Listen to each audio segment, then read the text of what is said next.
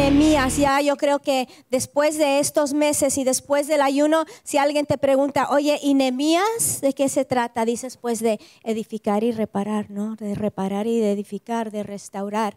Hemos visto cómo Nehemías estaba ayudando a reparar el pueblo, en la ciudad de Jerusalén, las murallas de Jerusalén, y también nuestras vidas, como Dios quiere restaurar nuestras vidas en todas las áreas de nuestras vidas. Y el pueblo renovó su amor hacia la palabra, su amor hacia Dios, confesó sus pecados, vio de repente su corazón y se arrepintió, renovó su confianza en Dios. En cuanto al área económica, empezaron a diezmar, soltaron los esclavos que tenían ahí, empezaron a hacer justicia, entendieron el compromiso, hicieron cambios. Entonces vamos a terminar esta serie viendo el capítulo 13 un poco por encima. Parece que el capítulo, bueno, el Nehemías no termina como una película de Disney, no todo arreglado y todo perfecto, ¿no? Termina como la vida real, que Nehemías vuelve de haber ido a Persia, no sabemos cuánto tiempo estuvo ahí, pero vuelve a ver qué tal van ahí en Jerusalén, y llegó a algo que él no se había esperado, ¿no? Que los judíos habían recaído en viejas costumbres. Y como vimos ayer en el devocional, voy a ir por partes, ¿no? Por temor empezaron a confiar en viejos contactos. Vamos a Nehemías 13, 4 al 11. Dice, antes de esto, el sacerdote Eliasib, encargado de los aposentos en la casa de nuestro Dios y que era pariente de Tobías, le había preparado un gran aposento donde anteriormente se colocaban las ofrendas de cereal, el incienso, los utensilios y los diezmos del cereal, del mosto, del aceite, prescritos para los levitas, los cantores y los porteros, y las contribuciones para los sacerdotes. Pero durante todo este tiempo yo no estaba en Jerusalén, está hablando Nehemías, porque en el año 32 de Artajerjes, rey de Babilonia, yo había ido al rey, pero después de algún tiempo pedí permiso al rey y vine a Jerusalén y me enteré del mal que Eliasib había hecho por favorecer a Tobías al prepararle un aposento en los atrios de la casa de Dios. Esto me desagradó mucho, por lo cual arrojé todos los muebles de la casa de Tobías fuera del aposento. Entonces ordené que limpiaran los aposentos y puse de nuevo ahí los utensilios de la casa de Dios con las ofrendas de cereales y de incienso. También descubrí que las porciones de los levitas no se les había dado, por lo que los levitas y los cantores que hacían el servicio se habían ido cada uno a su campo. Por tanto, reprendí a los oficiales y dije, ¿por qué está la casa de Dios abandonada? Entonces reuní a los levitas y los restablecí en sus puestos. Ahora, si leemos esto sin saber el trasfondo, nos parece Nehemías un poco exagerado, ¿no? Tirando los muebles del Tobías, dijimos, qué genio, ¿no? Este señor, pero tenemos que recordar quién era Tobías. ¿Os acordáis los primeros capítulos que leímos? Que Tobías era el que intentó impedir que se reconstruyera la muralla alrededor de Jerusalén. Era uno de los que se burlaba de la obra de Dios. Es uno que les decía, a ver, ¿vosotros de verdad pensáis que podéis hacer esto? Era el que les metía inseguridad, el que les metía temor, el que les metía duda en cuanto a quién eran y qué era su identidad. ¿Cómo pudieron volver a tenerle miedo a este hombre y dejar que fuese de nuevo un hombre de influencia en Jerusalén? Es que tuvieron mala memoria. Muchas veces a nosotros también se nos olvidan las cosas. Se les olvidó lo mal que les trataba. Se les olvidó que él no quería que se restaurara la ciudad. Él quería que se mantuvieran en su pobreza. Él quería que se mantuvieran siervos. Y se les olvidó a un pueblo, este pueblo débil e inseguro, que Dios les había levantado, que había les había dado la identidad en él, les había dado su palabra. Qué rápido se les olvidó, ¿no? Yo creo que por eso el salmista dice, bendecid, alma mía, al Señor y no olvides ninguno de sus beneficios. No olvides. Qué rápido se nos olvidan las cosas. Pasó lo mismo cuando salió el pueblo de Israel de Egipto, ¿os acordáis? Salieron, mira, les habían tratado, eran esclavos, les habían tratado fatal, no eran libres, no tenían, eran propiedad de alguien. Los sacó Dios de Egipto, los sacó de la esclavitud. ¿Y qué se acordaban de qué? De los ajos. Ay, en Egipto teníamos ajo. Aquí solo maná. Todos los días, maná, maná, maná. Maná frito, maná asado, maná al horno. ¿No? Y solo se acordaban de los ajos. ¿Es que somos tontos o qué? Necesitamos a Dios porque se nos olvidan las cosas. El pecado te esclaviza. El pecado te encadena. Dios te libra de tus vicios, te libra del pecado y luego te acuerdas de un momento que pensabas que era agradable. Te acuerdas del ajo. Te dejaba hasta con mal aliento y todo. El ajo. Pero bendecid alma mía al Señor y no olvides de ninguno sus beneficios. Entonces se fue Nehemías y se les olvidó. Se les olvidó que Dios era su protector, que Dios Yahvé era su identidad y volvieron a caer en mirar al hombre en vez de Dios. Olvidaron de la fidelidad de Dios. Necesitamos hacer repaso de lo que Dios ha hecho en nuestras vidas. Yo muchas veces me pongo de pie en mi salón y empiezo desde los 5 años porque antes no me acuerdo. Y doy repaso la fidelidad de Dios en mi vida, contestaciones de oración en mi vida, su paz en mi vida, su esperanza en mi vida en momentos difíciles, fe, que no perdí la fe. Yo le doy gracias a Dios por la fe que tengo. Entonces, ¿qué? Repaso. ¿Y mi fe qué? Mi fe aumenta porque yo no quiero pensar que a lo mejor todo esto ha pasado porque yo he sido fuerte.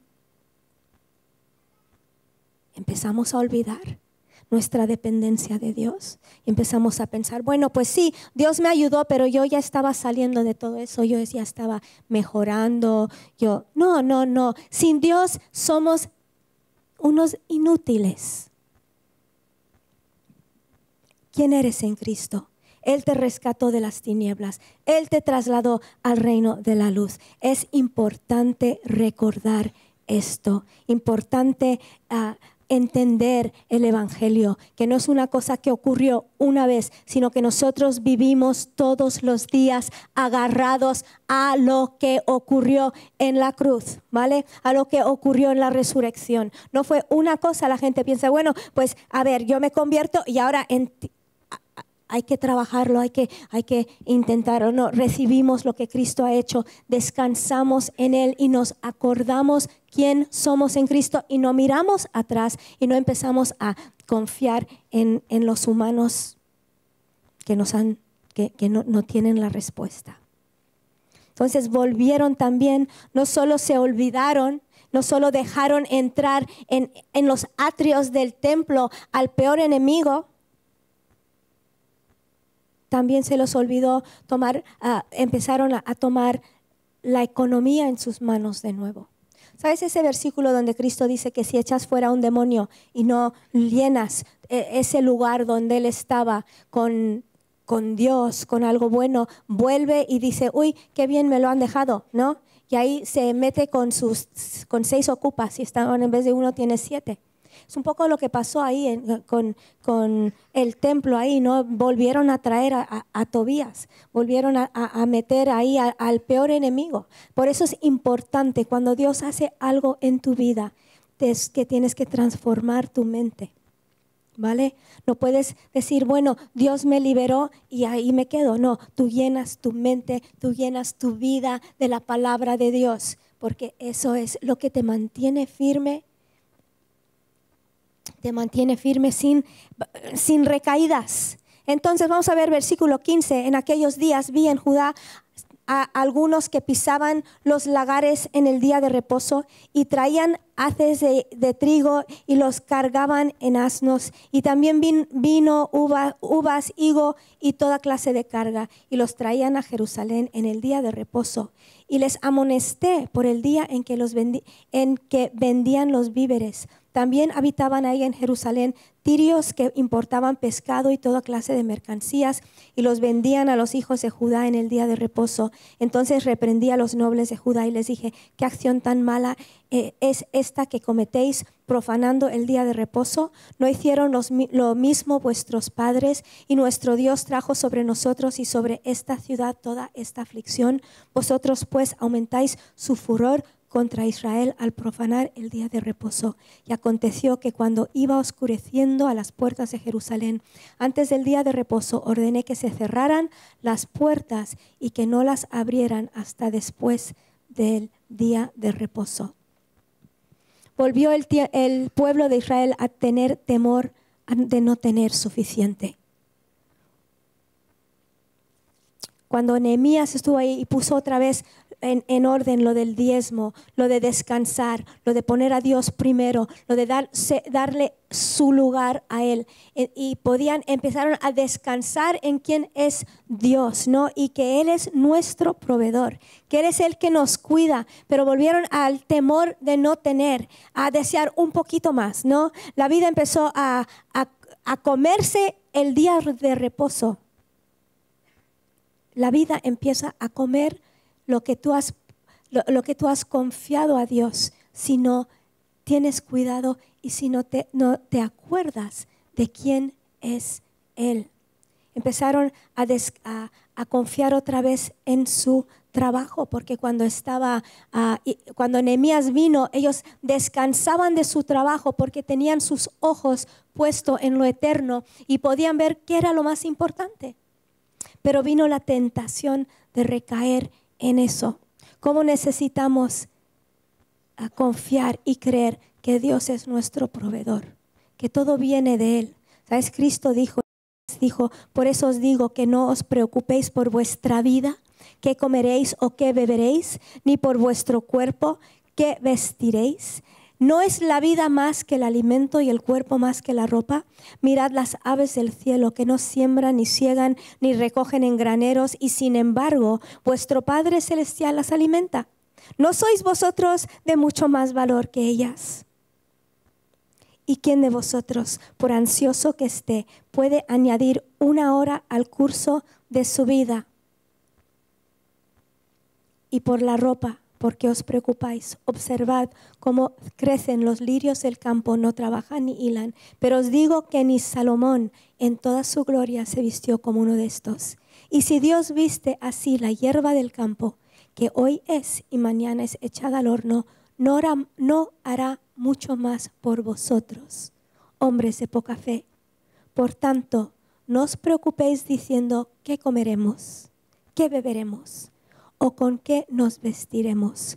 Porque los gentiles buscan ansiosamente todas estas cosas, que vuestro Padre Celestial sabe que necesitáis de todas estas cosas. Pero buscad primero su reino y su justicia, y todas estas cosas os serán añadidas. Por tanto, no os preocupéis por el día de mañana, porque el día de mañana se cuidará de sí mismo. Bástale a cada día sus propios problemas. Se les había olvidado, y nosotros no podemos olvidar que nuestro Padre Celestial nos ama más que las flores del campo, más que los pajaritos, ¿no? Dice, por tanto, no os preocupéis diciendo qué comeremos, qué beberemos o con qué nos vestiremos. Porque los gentiles, los que no conocen a Dios, buscan ansiosamente todas estas cosas. Pero vuestro Padre Celestial sabe que necesitáis de todas estas cosas y podemos descansar en Él. Podemos descansar en Él. Tú a lo mejor dices, Rebeca, tú no conoces mi situación. No la conozco, pero Dios lo conoce, ¿vale? Tú a lo mejor estás en una situación donde dices, uy, ¿cómo voy a llegar? ¿Cómo voy a pagar? Y es horrible vivir así, ¿no? Y yo creo que la mayoría del mundo, quizá hay algunos que nunca han tenido que pensar en cómo van a pagar algo, pero la mayoría, ¿no? Y lo que no queremos es que nos consuma la preocupación. Porque si te consume, luego no eres libre para dar, no eres libre para recibir y estás siempre pensando, ay, ¿qué voy a hacer? ¿Qué voy a hacer? ¿Qué voy a hacer? Lo primero lo que piensas por la mañana, lo último que piensas por la noche. Y Dios, da igual tu situación, Dios te puede traer a un lugar de tranquilidad y de paz en esto y de confianza en que Él es tu Padre Celestial y Él suplirá tu necesidad. Y que saldrás de ¿vale? Saldrás. No sé quién eres, pero saldrás. Dios proveerá, Dios te va a ayudar. Él es fiel, Él te ama. Entonces, no solo los de Jerusalén, no solo empezaron otra vez a tomar sus finanzas en sus propias manos, no solo se les olvidó todo lo bueno que había hecho Dios, empezaron a pensar como el mundo. Vamos al versículo 23. Dice, vi también en aquellos días a los judíos que se habían casado con mujeres asdoditas, amonitas y moabitas. De sus hijos la mitad hablaban la lengua de Asdod y ninguno de ellos podía hablar la lengua de Judá, sino la lengua de su propio pueblo. Y contendí con ellos y los maldije. Herí a algunos de ellos y los arranqué el cabello y les hice jurar por Dios diciendo, no daréis vuestras hijas a sus hijos, tampoco tomaréis de sus hijas para vuestros hijos, ni para vosotros mismos. Esto suena fuertísimo, ¿no? Qué fuerte suena esto. Pero yo creo que es para enfatizar lo importante. No está hablando no está hablando del racismo ni de xenofobia. Está hablando de guarda tu fe. No mezcles tu fe con el mundo. No mezcles la verdad con las cosas alrededor.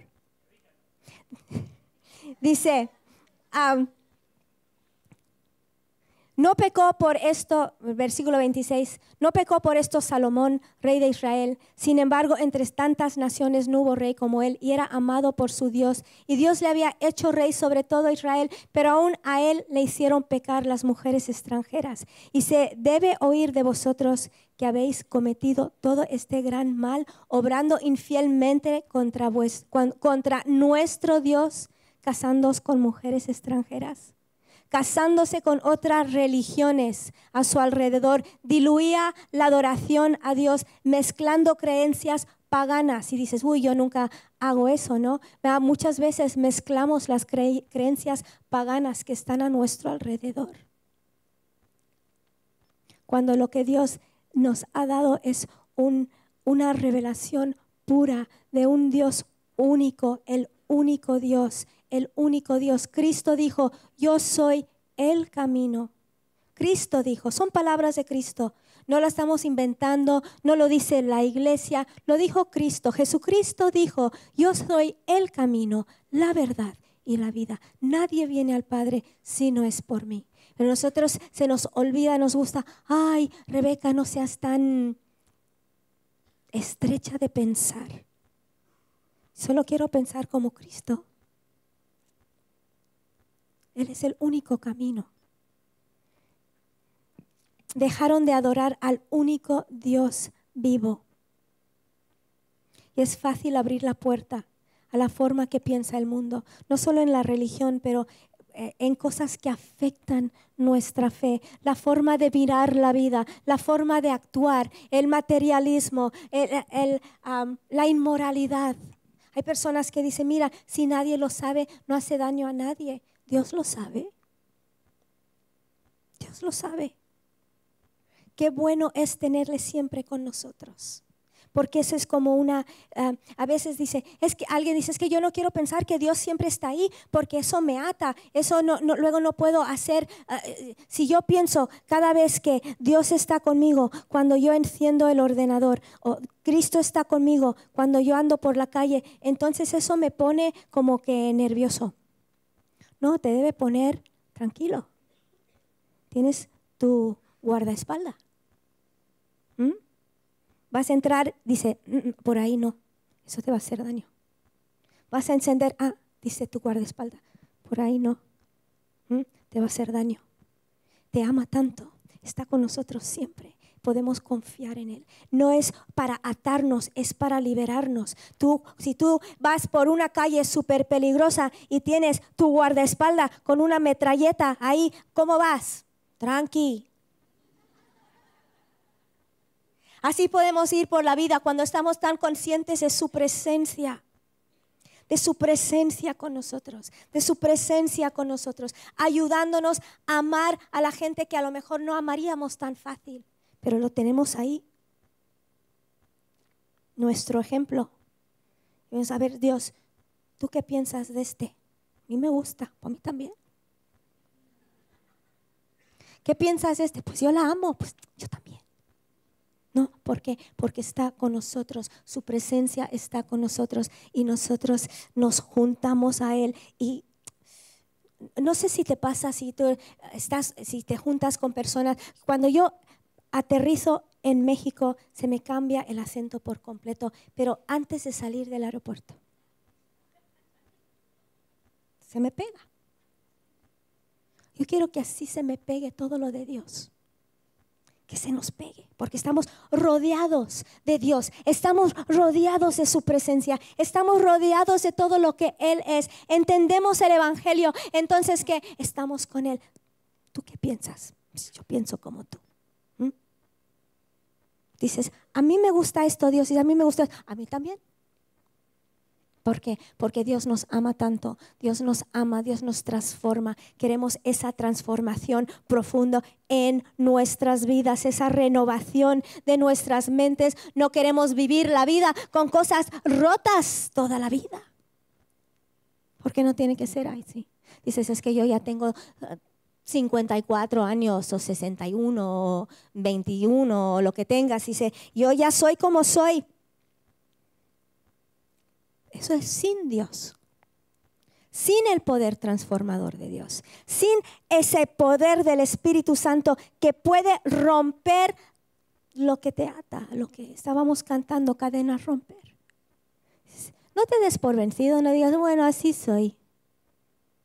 Y te das la palmadita, ¿no? Igual que mi abuelo. No.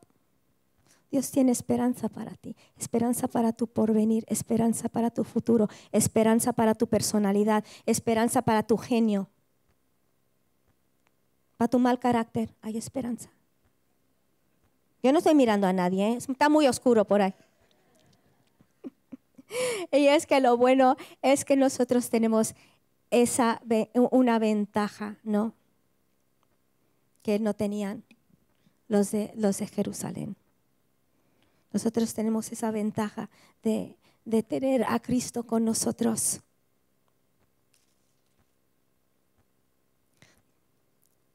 A lo mejor dices, no entiendo muy bien cómo todo esto de Nehemías tiene que ver conmigo, recayéndome, pero sí, ¿no? Porque muchas veces nos recaemos en cosas en las que antes confiábamos. Dejamos de confiar en Dios como el sustento de nuestras vidas. Y permitir que la forma de pensar del mundo infiltre nuestros pensamientos. Yo no creo que la vida cristiana tiene que ser una vida de recaídas y más recaídas. No somos perfectos hasta que le veamos cara a cara, pero podemos vivir en victoria. Podemos vivir en victoria. Ahora, podemos vivir en victoria. No quiere decir que no vamos a tropezar. No quiere decir que no vamos a tener un día de lucha. No quiere decir que no vamos a tener dificultades. No quiere decir que no vamos a tener pruebas. No quiere decir que a lo mejor se derrumba tu vida, pero puedes vivir en victoria. En victoria sobre todo lo que el enemigo y la vida y el mundo y la gente trae contra ti. Vamos a leer rápidamente Romanos 6, versículo 6. Hay 3 cosas que nos pueden ayudar a vivir esas vidas que anhelamos vivir. ¿No te gustaría despertar todas las mañanas con un aleluya en tu corazón? ¿O te gusta despertar mirando, uy, otra vez ha salido el sol? ¿No? Romanos 6. ¿Qué diremos entonces? ¿Continuaremos en pecado para que la gracia abunde? De ningún modo. Nosotros que hemos muerto al pecado, ¿cómo viviremos aún en él? ¿O no sabéis que todos los que hemos sido bautizados en Cristo Jesús, hemos sido bautizados en su muerte? Por tanto, hemos sido sepultados con él por medio del bautismo para muerte, a fin de que, como Cristo resucitó de entre los muertos por la gloria del Padre, así también nosotros andemos en novedad de vida. Porque si hemos sido unidos a Él en la semejanza de su muerte, ciertamente lo seremos también en la semejanza de su resurrección, sabiendo esto, que nuestro viejo hombre fue crucificado con Él, para que nuestro cuerpo de pecado fuera destruido, a fin de que ya no seamos esclavos del pecado, porque el que ha muerto ha sido libertado del pecado. Y si hemos muerto con Cristo, creemos que también viviremos con Él, sabiendo que Cristo, habiendo resucitado de entre los muertos, no volverá a morir, y a la muerte no tiene dominio sobre él.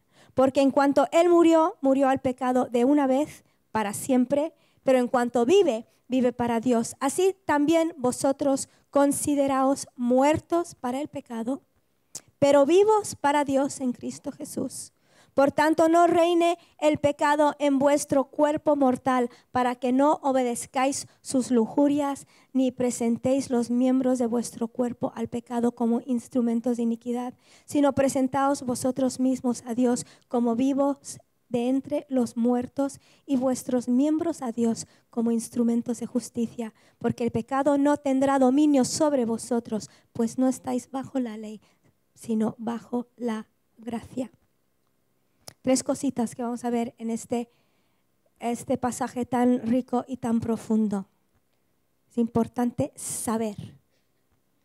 Dice, sabiendo, versículo 6. Versículo 9, sabiendo que Cristo, habiendo resucitado de entre los muertos, no volverá a morir, ya la muerte no tiene dominio sobre él. Porque en cuanto él murió, murió al pecado de una vez para siempre, pero en cuanto vive, vive para Dios. Así también vosotros consideraros muertos para el pecado, pero vivos para Dios en Cristo Jesús. Consideraros muertos para el pecado,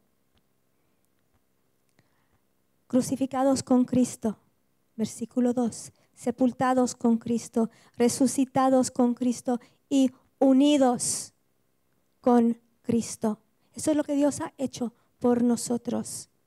Y ahora somos muertos al pecado, libres del pecado. A ver, el ser muerto al pecado quiere decir que somos libres de ese poder destructor del pecado en nuestra vida. No quiere decir que nunca vamos a pecar o que nunca vamos a caer, pero sí que ese poder del pecado, ese poder que destruye, ya no tiene poder sobre nuestras vidas. No domina nuestras vidas. No domina nuestras vidas. Entonces, y luego tenemos la vida nueva que Él nos da, versículo 4. Por tanto, hemos sido sepultados con Él por medio del bautismo para muerte, a fin de que como Cristo resucitó de entre los muertos por la gloria del Padre, así también nosotros andemos en novedad de vida. Tenemos vida nueva. No tenemos que andar como el viejo hombre, no tenemos que andar como siempre. Tenemos vida nueva. La vida de la resurrección, versículo 8. Y si hemos muerto con Cristo, creemos que también viviremos con Él, sabiendo, hay otro saber, que Cristo, habiendo resucitado de entre los muertos, no volverá a morir, y a la muerte no tiene dominio sobre Él. Porque en cuanto Él murió, murió al pecado de una vez para siempre, pero en cuanto vive, vive para Dios. Así también nosotros, consideraros muertos para el pecado, pero vivos para Dios en Cristo Jesús. Dice, considérate muerto. ¿Qué quiere decir? Actúa como si fuera verdad. Considérate muerto. Yo me acuerdo una vez, estaba yo con un grupo de jóvenes hace como, no sé qué, hace unos años, y había un chico ahí, era el hiper, super, mega espiritual, ¿no? Bueno, él se consideraba. Y alguien dijo, uno de los chicos dijo, es que eso me enfada mucho. Y él dice, yo no me enfado. Y dices, ¿por qué? Porque los hombres muertos no se enfadan. Y otro dijo, Y los hombres muertos tampoco son soberbios. No, no está diciendo eso, pero sí somos muertos al pecado. Nos consideramos muertos al pecado. Actuamos como si eso fuese verdad. Entonces tenemos que saber lo que Cristo ha hecho y tenemos que considerar lo que Él ha hecho. Y número 3, vamos a rendirnos totalmente.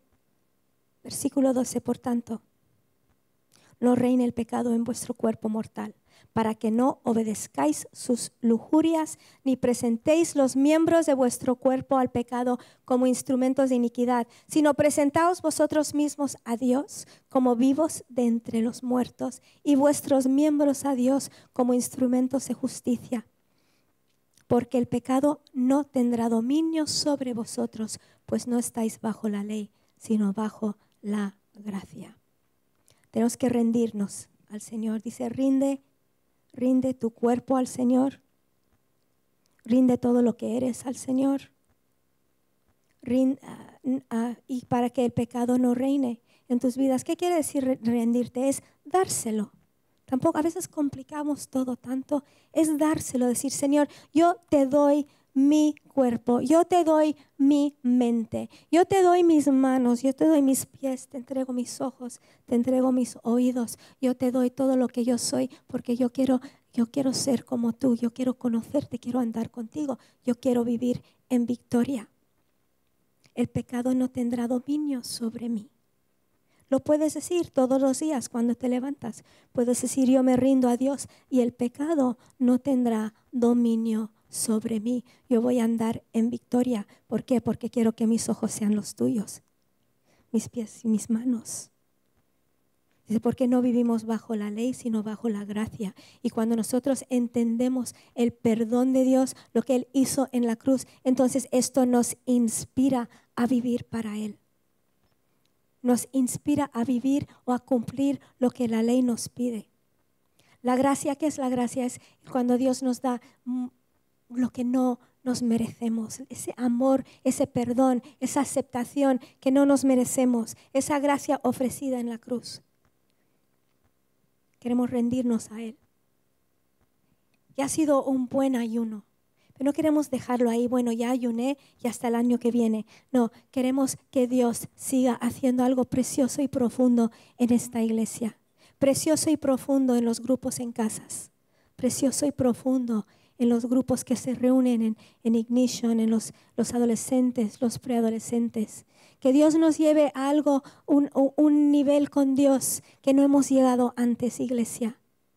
Que amemos como Él ama. Que escuchemos lo que Él escucha, que pongamos a un lado las tonterías, las cosas que son tan superficiales y que veamos la eternidad, que entendamos la eternidad. Dices, ay, Rebeca, es que yo me caigo mucho. Proverbios 24:16 dice, porque el justo cae 7 veces y vuelve a levantarse. El justo, el hombre que tiene la justicia de Dios en su corazón, esa mujer que se ha entregado, que ha recibido la justicia a través de lo que Cristo ha hecho en la cruz, te caes, te levantas. Lo tonto es quedarte ahí. ¿Qué te pasa? Es que me caí. ¿Cuándo? Hace 6 años. Levántate ya. ¿No? Pero fue mi culpa. Levántate ya. Pero es que levántate ya. Si has recaído, levántate ya. Rebeca, es que yo me recaí, en el medio del ayuno caí. Levántate ya. Levántate. Ponte de pie, vamos a andar con Cristo. Él está con nosotros, Él está en nosotros, Él está alrededor de nosotros, nosotros estamos en Él en nosotros. Vamos a vivir para Él en un mundo caído, oscuro y horrible. Vamos a vivir para Cristo en un mundo tan injusto, un mundo tan oscuro, un mundo lleno de pecado y de suciedad. Vamos a vivir para Cristo, vamos a vivir para Él, vamos a brillar para Él en un mundo tan oscuro. ¿Por qué podemos? No. Recibimos de Él. Y cuando recibimos de Él podemos andar y vivir en victoria. Vamos ahora sí, si estás, aunque no te has caído, ponte de pie. Vamos todos a ponernos de pie. Y vamos a entregar nuestras vidas juntos como iglesia a Dios en esta mañana, ¿vale?